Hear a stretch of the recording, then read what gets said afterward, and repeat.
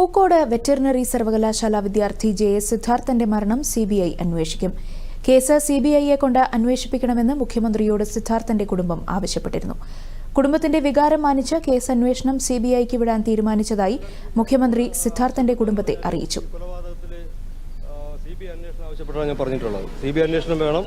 ഇതൊരു മരണമല്ല സാറേ, ഇത് അന്വേഷിക്കണം. കൊലപാതകത്തിൽ CBI അന്വേഷണം വേണം. പുള്ളി ചോദിച്ചു എന്തുകൊണ്ടാണ് സംശയം. ഞാൻ പറഞ്ഞു എന്നെ ഒരുപാട് സംശയങ്ങളുണ്ട്, ഒരുപാട് തെളിവുകളുണ്ട്. പോസ്റ്റ്മോർട്ടം റിപ്പോർട്ട് സാറൊന്ന് വായിച്ചു നോക്കിയാൽ അറിയാം എന്തുമാത്രം ബ്രൂട്ടലായിട്ട് ചെയ്തേക്കുന്നു. എനിക്കറിയാവുന്ന കുറച്ച് ഡോക്ടേഴ്സുണ്ട്, എൻ്റെ സുഹൃത്തുക്കളായ ഡോക്ടേഴ്സുണ്ട്. അവരോട് ഞാൻ പോസ്റ്റ്മോർട്ടം റിപ്പോർട്ട് കാണിച്ചു.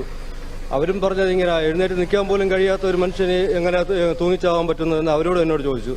കുറേ വിവരങ്ങൾ എനിക്ക് അവിടുന്ന് കിട്ടുകയും ചെയ്തു. ഞാൻ ഇതെല്ലാം മുഖ്യമന്ത്രിയോട് വിശദീകരിച്ച് പറഞ്ഞു. നോക്കട്ടെ, ഞാൻ പഠിക്കട്ടെ എന്നൊക്കെ പറയുമായിരിക്കും. അങ്ങനെയല്ല പറഞ്ഞത്. ഓക്കെ, CBI അന്വേഷണം വേണോ, ഞാൻ ഉടൻ തന്നെ നമുക്ക് പരിശോധിക്കാമെന്നല്ല, CBI അന്വേഷണം ചെയ്യാം എന്ന് ഉറപ്പ് പറഞ്ഞു.